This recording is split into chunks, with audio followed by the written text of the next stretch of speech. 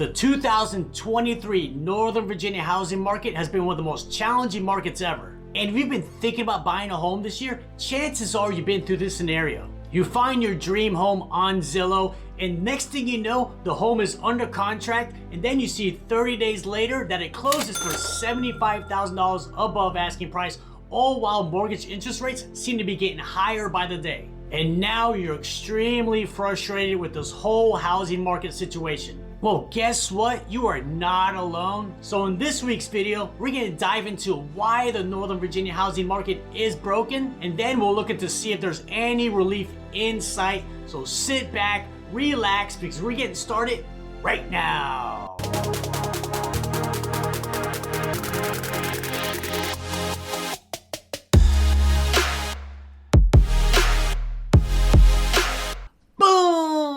Hey everybody, it's David, your favorite realtor, and welcome back to another video. So the 2023 Northern Virginia housing market has been one of the most challenging and frustrating markets ever, even more so compared to the 2021 market. That's kind of when this craziness started. So what challenges are buyers facing in our current housing market? First, we have all-time record high prices. Then you have mortgage interest rates. They've been hovering around 7% since May. And as of today, me filming this video, mortgage interest rates are the highest they've been in over 20 years. And then we have the lowest levels of inventory in recent memory, and we're gonna talk more about the inventory levels later on in this video.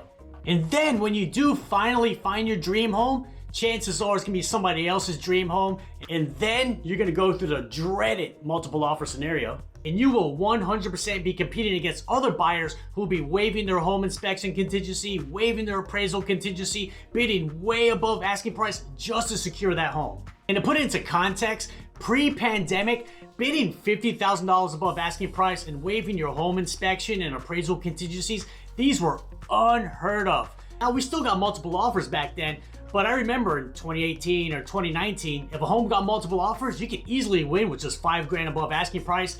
Every now and then for an A-plus home, I would see $20,000 above asking price. But in those scenarios, the buyers still kept their home inspection and appraisal contingencies in place. So how much above asking price homes are selling for this year is definitely not as high as it was back in 2021, but there's a big difference between this year and back then.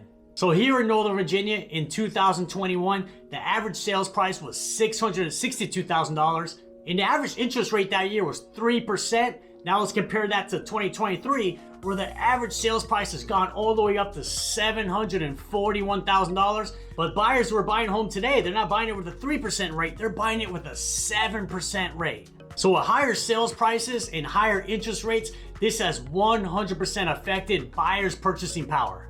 So let's look into how much rates have affected buyers' purchasing powers. So for this scenario, we're gonna use a budget of $4,000 a month for your monthly mortgage payment and what that equates to and how much purchasing power you have based on the interest rates. So let's look at this graph right here. So if you bought a home in January of 2021 when rates were 2.76%, with your $4,000 a month budget, that would buy you a $1,085,000 house.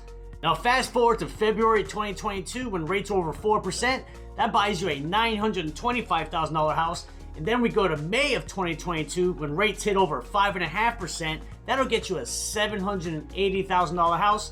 And then fast forward to September of 2022, that's when rates hit 6.5%, that buys you a $700,000 house. And fast forward to today, August 2023, with rates at 7.34%, that'll buy you a $640,000 house. So here in Northern Virginia, there is a massive difference between a $1,085,000 house compared to a $640,000 house. So with these higher sales prices and higher interest rates, this has crippled housing affordability. Now wait till you see this. So how much do you need to earn to afford the average sales price home here in Northern Virginia? All right, so I pulled this up ahead of time. So we're gonna do a monthly payment breakdown. This will be as accurate as possible. So I'm gonna keep property taxes and homeowners insurance in this equation. So the average sales price is $741,000 here in Northern Virginia. Most people put 10% down on average. We have a 7% rate. So with taxes, insurance, PMI, and HOA fees, the average monthly mortgage payment for the average sales price home here in Northern Virginia comes out to $5,230 per month. So most financial experts recommend spending 30% or less of your household gross income on housing.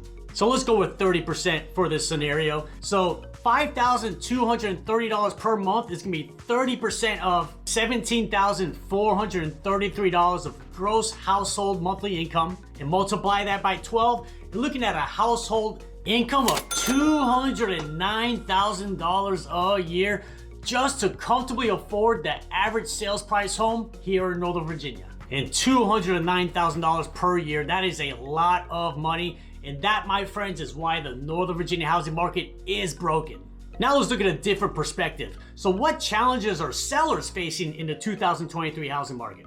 So if you're gonna sell your house this year and it's in good condition, desirable location, you market it correctly and price it at fair market value, well, chances are it's gonna sell the first weekend, probably multiple offers, and it's gonna be a very easy process for you.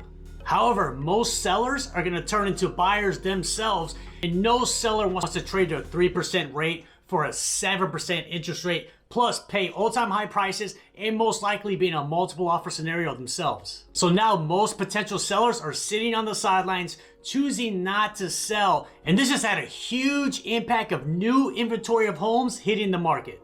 So the only people who are selling right now are sellers who have to sell. Let's say they're moving to another part of the country for a new job, or they just need a much bigger house because they have a growing family. But if you want to sell your current house and buy another home just to have like an extra 200 square feet, well, guess what? It's definitely not worth it.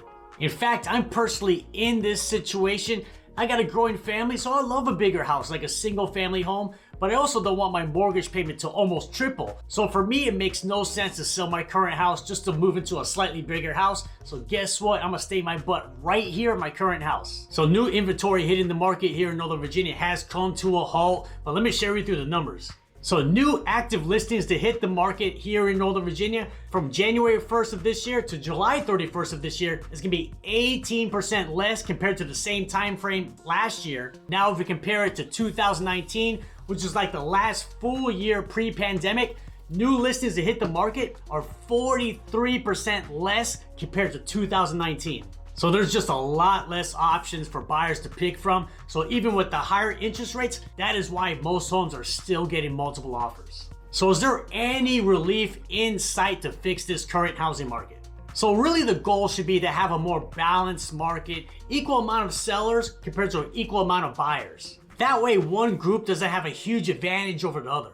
Now in the short term, there could definitely be some relief.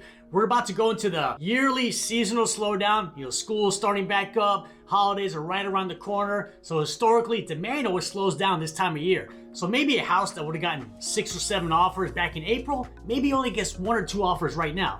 Also, I am starting to see a lot more price drops. Now, not the A+ homes. Those are still gonna sell top dollar every single day, no matter the market. But the B, C, and D homes, I'm definitely seeing a lot more price reductions with those homes. Now, the wild card in this whole scenario is if rates hit 8, 9, or God forbid 10%, then the market will definitely come to a standstill. And if rates hit 10%, don't even buy it. It's definitely not worth it. I would just sit on the sidelines in that scenario. Now, to get more relief, like long-term, like 2024 and 2025, if rates can get into the 5s, this is kind of the mental barrier for potential sellers, because I believe if rates get into the 5s, then this will open up the floodgates. All those sellers who've been sitting on the sidelines, well, now they're gonna become actual sellers. And also a lot of buyers who've been sitting on the sidelines, now they're gonna get back into the market. And now we have a lot more inventory and a lot more buyers. And I think this can give us a more balanced market overall. Also, something that'll help our inventory problem and give us some relief is I'm starting to see a lot more new construction communities pop around Northern Virginia. Now they're mainly townhomes and condos because that's the majority of homes we have here in the area, but that's a lot of inventory hitting the market. And yes, you will pay a premium for that new construction, but there's a lot of benefits to it. One is you won't have to worry about multiple offer scenarios because new constructions are usually first come, first serve. Another benefit is a lot of these builders offer incentives, like some will pay some or all of your closing costs or give you a credit for the design studio options. And a lot of these builders are offering much better interest rates compared to resale properties. So David, should I buy now? Should I wait? What should I do? Well, I've said this a million times in previous videos, and this is what I always say. If you're even thinking about buying a house, you have to check all three of these boxes, not one of the three or two of the three, all three of the boxes. And the first box is you're in a strong financial position. You can comfortably afford that down payment, comfortably afford the monthly mortgage payment, because last thing you want to do is stretch yourself too much and be house poor. And the second box you want to check is you have a strong need and motivation for a house. So if you're relocating from another part of the country, well, yes, you need a house, obviously. Or if you're a growing family, you live in a small 2-bedroom condo, well, guess what? You have a strong need for a new home. And the next box you're gonna wanna check is, you plan to hold this home long-term, minimum of 5 years, ideally 7+ years. So if you call me and say, hey David, I wanna buy a house and just live in it for 1 or 2 years, I'm gonna recommend you don't buy and just go ahead and go rent. Because if you look to sell in such a short amount of time, you still gotta pay taxes and other fees, so chances are you may not come out ahead in that scenario. But if you plan to hold the home long term, chances are you will win in that scenario. So yes, our current Northern Virginia housing market, it is broken. I hope we have some more relief coming here in the future. But if I see any changes with the market, you know I will make a brand new video to keep you updated every step of the way. And if you want to learn more about living right here in Northern Virginia, check out these videos right here. They're gonna be great resources for you. And I'll see you in the next video.